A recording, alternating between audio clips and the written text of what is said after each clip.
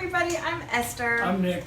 And we are Fouch-o-matic Off-Grid, or Fouch Family Off-Grid. This is our most anticipated video of the year, our goals list for 2018. I know that this is an anticipated video or a looked for video because this is the one that the real people in my life ask me about. When are you going to do your goals for the homestead for next year? And today is that day. It's New Year's Eve right now, and we're about to have a celebration to send off the old year and bring in the new. But first, our goals.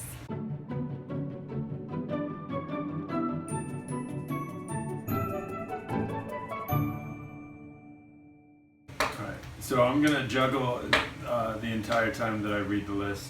Esther will tell you whether we did the thing or not with a simple yes or no. Even though we know that the yeses are sometimes a kind of did it, the no's are maybe we didn't want to, and all degrees of in between. But you can go back and watch our old videos if you want the details. Here we go, year 2017 on the homestead in review. Okay. Oh, I gotta read that. Number 1, the shop. Yes. Number 2, kids music. Yes. Number 3, the kitchen. No. Number 4, prepare for guests. Yes. Number 5, exterior of the house. Yes. Oh no. Halfway, not bad. Okay. Number 6? Yeah. Alright. Number 6, design addition. Yes. Number 7, rocky mass heater in a yurt. Nope. Didn't want to do that. Didn't do that. What is this number? Oh, maybe it's handwriting. Improve gardening. Oh, improve handwriting. No, wait. Number 8, improve gardening methods. Yes. Number 9, animal husbandry. Yes. Number 10, no shortcuts. Yes. Did we do it? Happy New Year! Kinda. So the success of the juggling was more or less as successful as the list. We hit, I don't know, 80%-ish. We always do one that's kind of conceptual or an idea of how we want to live the year, and that was our number 10, no shortcuts. I think in 2017 that really ruled the list, no shortcuts. You can build a house really fast, but building the life that you want, building quality relationships, building something that lasts, it just takes a while, and some of our projects we weren't even able to get to because we were really living out that principle, no shortcuts. Right, or we would get right up to the point of planning it, or the point of, in some cases, even just doing it, and we thought, you know what, we're going to have to move too fast, we're going to have to make too many sacrifices, so it's not worth it. It's getting bumped off the list for a time when we can give it more of our time and better quality. I think we better get to next year's list.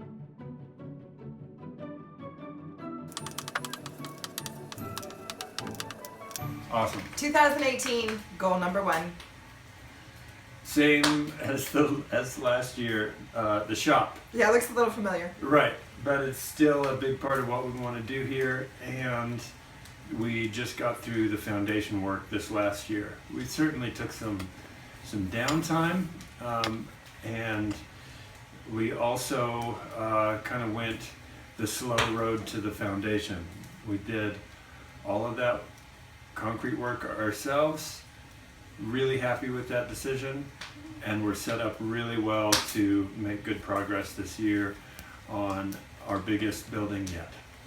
So the timeline on this, the expectation is to raise the frame. It's a part steel, part timber frame building, and we want to raise that frame in the late spring or early summer.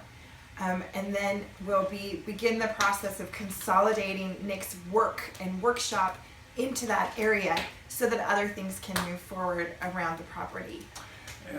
Which is also code for piles of junk. So, Getting cleaned up. Right, so the boneyard around the house is no longer a cool thing.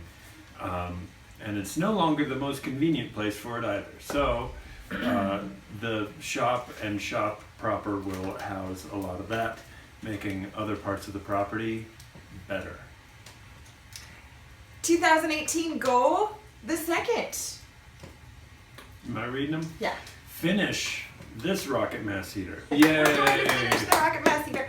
It's been a really intentional choice for us to not finish the rocket mass heater because it's a new technology to us. We just built it from a book. We didn't know it was going to be cool, and also we didn't want to go to the work of doing finish work on something that we really didn't feel like we had results on. Right. So with an experiment, I mean, it's not a full experiment because we did build it from a book. We had a great set of plans to work from, and you know what? Right out of that book, it just worked as advertised. But with something new to us, we wanted to leave room for it not to work, and so not have to tear apart something attractive in order to get to making the thing work. And there's a relationship here between how it's actually functioning as a machine and how it's functioning in our household life. So we also were making decisions about how big it is and what shape it is and whether it has an armrest. And we didn't want to finalize those decisions either, because if you don't know if it's comfortable to sit on or who's going to want to sit on it, you don't know whether to make that armrest. Right. So I think living for a year with it in its raw state and letting the ideas of how it finishes out sort of evolve over the year has been a great choice for us. So this project, we're aiming for mud season, which is late spring, because, hey, Cobb is a great time to have mud.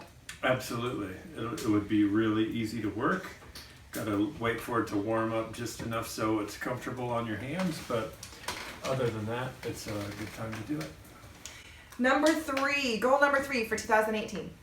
I guess this is our overarching, like our guidance goal. Stay the course. So we are easily distracted people. We like... Sorry, is there something interesting over here?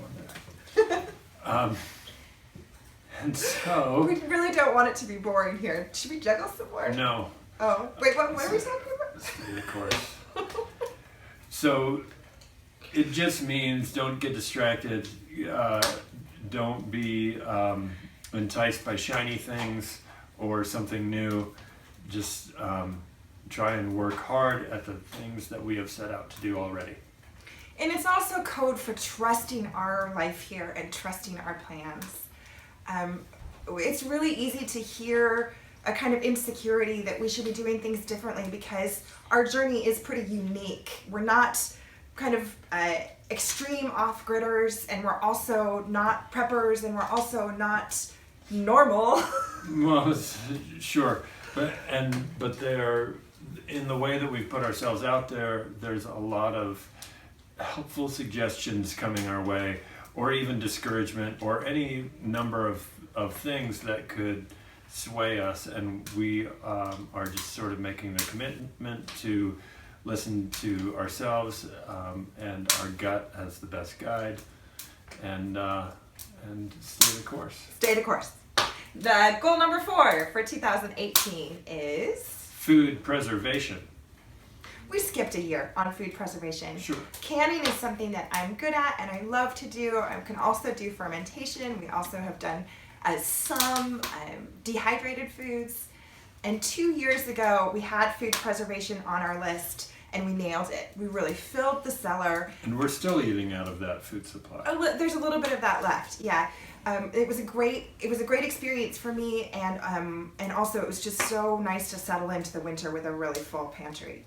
Yeah. This fall, the dynamics were different. Nick wasn't around as much. There wasn't a lot coming out of the garden, and I just didn't really do it. We did do our chickens. We had 25 meat chickens that we did, but a lot of those are still in the freezer. Only some of them got canned.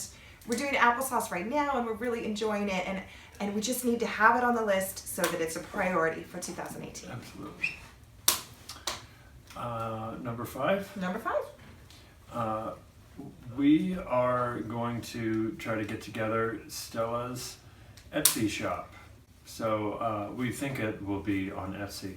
But she wants to continue making things and wants an outlet for that. And I think it'd be a great way to sort of learn, some responsibility and accountability and just gauging your own effort and seeing what the reward of your effort is. And it also is just something we can really get behind to support. We want Stella to be an example for other kids her age. She's already trying to teach the entire 3rd grade at our local public school how to crochet, and we're so proud of her. So we feel like our YouTube channel and our energy and everything can go to giving her a platform for that, to show that an 8-year-old really can accomplish a lot and have great DIY skills, and also provide products. We're not exactly sure what her product lines will be, but definitely some pot holders, definitely some scarves. We'll work that out with her over the course of the year and hopefully begin something that can continue to grow and be a good thing in our lives over the years. Number 6. Number 6. Keep the little house growing. Growing or going? It says growing. Oh, okay. What we have in the little house is kind of an organic thing. Someone said recently that we should just finish the little house, and I had to laugh because I don't think the little house is ever going to be finished. Yeah, it doesn't seem like it's worth the flurry of activity that it would be just to make things sort of look nice. There are some functionality things that will be addressed as we feel like we need them, right? But as far as making things just pristine and really photogenic, that's not necessarily the priority for us. So we're keeping an eye on function. We're letting much like the rocket mass heater, we're letting the experience of being in here inform the decisions that we make. Even the reconceived kitchen idea has had little tweaks and things that we've noticed. So had we just gone ahead and built it, we'd probably regret a couple of decisions. So, but it's on the list so that we can keep things moving and check some things off the list and not just sit still. And because the little house is the center of our homestead life, we moved our projects around in physical space on our goals projects board that we have now. And we found that our zone 1, our living space, kept shifting up towards a higher priority. And so we need to keep that in mind, that the safer and more comfortable we are in our living space, the more capable we are of also affecting the space around us. Absolutely. Number 7? Yes, 7. Put animals to work. So this last year we got rid of some goats because we felt that we weren't making the right decisions in regards to inputs and yield, essentially. So the animals weren't necessarily as happy as they could be. We were providing way more input than we really wanted to. So we decided to sort of wipe the slate clean as far as the goats go. We sold them all, and we're going to reconceive how we reintroduce animals. But they have to produce a yield, they have to do a job for us. Exactly.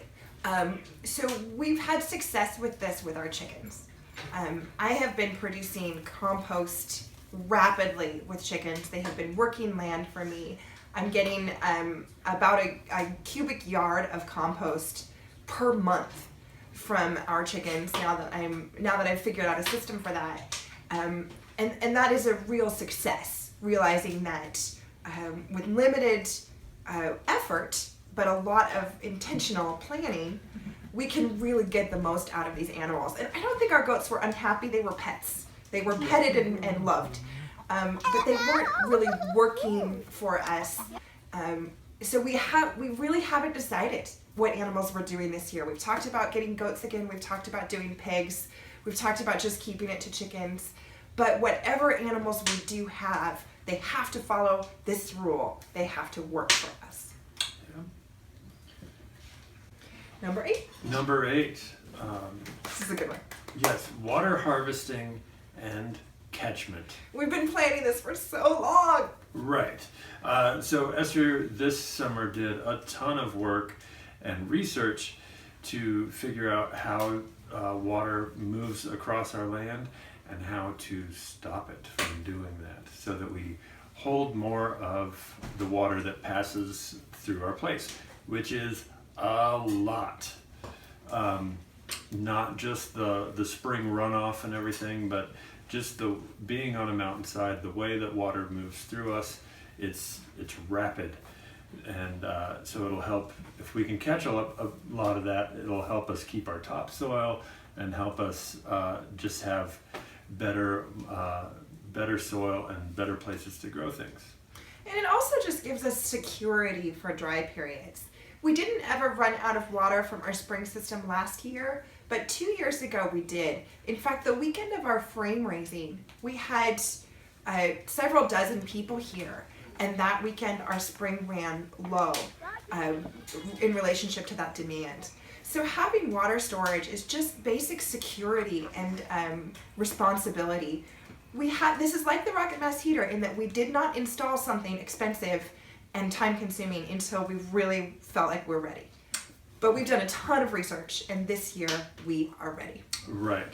So it's also, the reason why catchment is also on there is that we will be installing gutters on the house. We'll put gutters on the shop as well, and associated vessels for keeping that water. The shop it's a lot of square footage of it's a lot of space that we'd be able to collect water off of. For many reasons, we want to collect water off of the roof of the house, and it'll be a nice little cache of water for whatever we need, whether we apply it to gardening, which is essentially what the shop roof is going to collect for, or just as water storage at the house. Exciting stuff. All right, number 9. Oh, this is a really good one. Start our own plants. We've only done a little bit of that. I mean, we did a lot of it when we lived in Boston, but since we've been out here, we've only done a little bit because we haven't had space in our living quarters to start plants on a windowsill or on the table, and we've never built a greenhouse. And this year we may do both of those things. Right. So there's always been a sort of a spot in the house that we thought would be good for plants. We have a lot of south-facing windows. It's nice and warm in here. So we'll get some of that infrastructure in place, the shelves, and just figuring out exactly what we want to do with that. And we also have a second-hand greenhouse that we will put up when it's reasonable to work the ground out there. Probably not a heated greenhouse, but it would certainly be a season extender, so we could do our starts inside, and when it's warm enough, put them in the greenhouse until they're ready to go in the ground. Good stuff. All right, number 10. Use Milo's Park Pass. So the National Park System has a program, I think it's somewhat recent, called Every Kid in a Park. And if you're a 4th grader in the United States, you get a National Park Pass for that year. For your entire family. For your entire family. So it's, there's of course restrictions, and it's not good everywhere, and all of the things that go along with that. But it's a legit park pass that usually pays for the entrance fee of your entire carload of people into a national park. It's also good at some campsites and some day use type areas for state parks and things like that. A lot of places honor it, and it's a great way to get out and see some stuff, which is something that we started last year anyhow. Now we have a 4th grader, so we could go a few different places. And this is it's important for us to do something for the kids that's fun, and for our whole family that's fun each year. We don't necessarily, at our stage of life, feel a need to go places. You know, we love to stay here on our mountain. I particularly love to just stay put. But our kids have not had all the experiences that we have, and it isn't fair for us to say, we stay here and this is all we do, when we've traveled a bunch. Right, yeah. I mean, I think that it's important for kids or adults, you know, human beings, to go and see how, well, not only like natural phenomenon in the case of national parks, but also cities and the other side of the country, and just how people live other than you. It's a great big world, and we're just a little part of it, and it pays off big time to learn a little bit about it. So that's why we have traveled a little bit, and why we think it's important for our kids to travel. So those are our 10 goals for 2018. We're going to have a little New Year's party tonight. We do games and caramel popcorn for our New Year's celebration. But we wish you all a wonderful new year. I hope you celebrate tonight, and I hope you also have all the blessings and gifts and joys for the year to come. Absolutely. Happy New Year. Thanks for watching. We'll see you next time.